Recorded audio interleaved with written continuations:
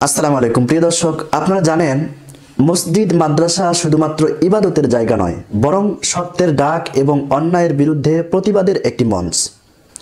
এখান থেকেই ইসলামের আলো ছড়িয়ে পড়ে, যা সমাজকে সঠিক পথে পরিচালিত করতে পারে। তবে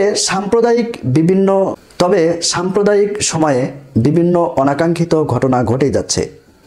আপনারা জানেন কিনা, কুষ্টিয়ার কুমারখালীতে বাইতুল হামদ এক মসজিদে খতিব সাহেব ইসকন সম্পর্কে আলোচনা করতেছিলেন, যার কারণে মসজিদ কমিটির শমশের নামের এক ব্যক্তি এবং তার সহযোগীগণ মিলে খতিব সাহেবকে চরম পর্যায়ে অপমান করেন, লাঞ্ছিত করেন।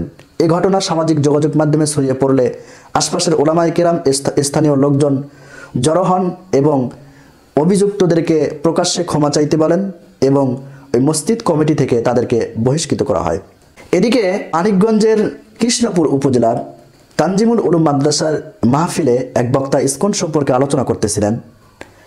এ কারণে স্থানীয় সন্ত্রাসী লীগ মিলে বক্তাকে সেখান থেকে মাহফিল বন্ধ করে দেন এবং লাঞ্ছিত করে, অপমানিত করে তাকে স্টেজ থেকে নামিয়ে সেখান থেকে চলে যেতে বাধ্য করেন।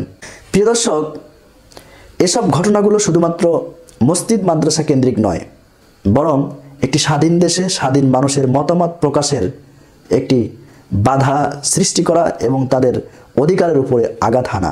এজন্য আমাদের সকলকে এ বিষয়ে ঐক্যবদ্ধ হতে হবে যে কোনো মাদ্রাসার হুজুর, কোনো মসজিদের ইমাম ও খতিব যাতে পরবর্তীতে কোনো লাঞ্ছিত, অপমানিত, নিপীড়নের শিকার না হয়।